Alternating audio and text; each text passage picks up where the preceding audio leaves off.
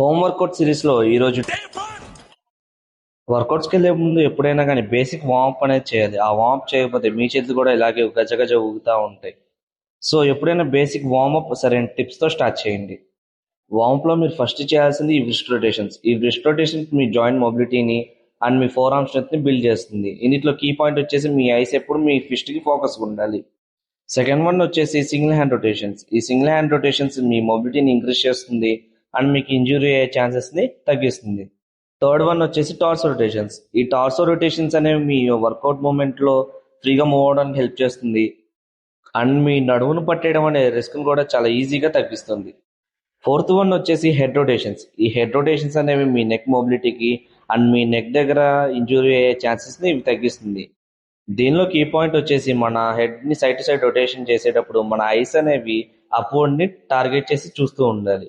దానివల్ల మీ neck mobility improve అవుతుంది.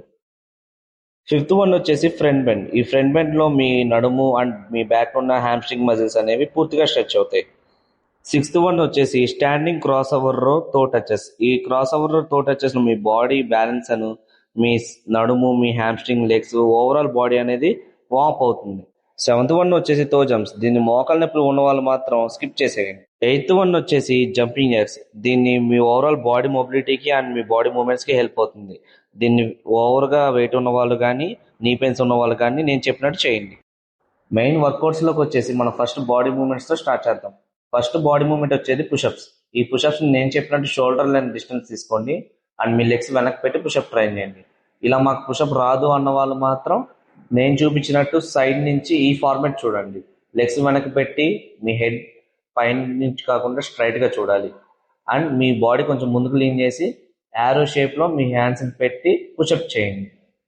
ఇది కూడా మేము పర్ఫార్మెన్స్ చేయలేని అన్న వాళ్ళు నీ పుషప్స్ ట్రైన్ చేయొచ్చు. ఈ నీ పుషప్స్లో మీ హ్యాండ్స్ కొంచెం ముందుకు ప్లేస్ చేసి పుషప్స్ పర్ఫామ్ చేయండి. ఈ నీ పుషప్స్ కూడా పర్ఫామ్ చేయడానికి ఇబ్బంది పడే వాళ్ళు ఇలా ఒక స్టెప్పర్ కానీ లేదంటే మీ ఇంట్లో పిల్లో కానీ తీసుకొని ఆ తీసుకున్న పిల్లోకి మీ హిప్ని అడ్జస్ట్ చేసి పుషప్స్ పర్ఫామ్ చేయండి.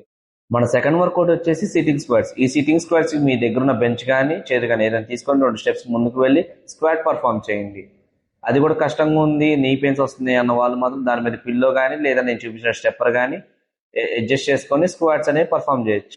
మొత్తం వర్కౌట్ అయిపోయాక వాకింగ్ కానీ లేదా జాగింగ్ కానీ రన్నింగ్ కానీ స్కిప్పింగ్ కానీ ఇలాంటివి ఏమన్నా ఒక హాఫ్ అన్ అవర్ పర్ఫామ్ చేయండి.